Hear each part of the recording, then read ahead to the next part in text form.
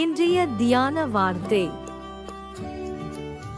1 நாளாகமம் 4ஆம் அதிகாரம் 10ஆம் வசனம்.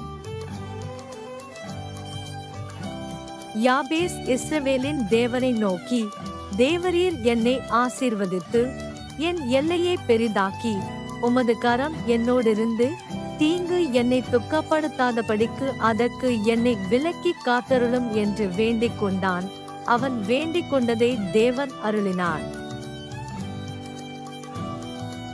1 Chronicles chapter 4 verse 10.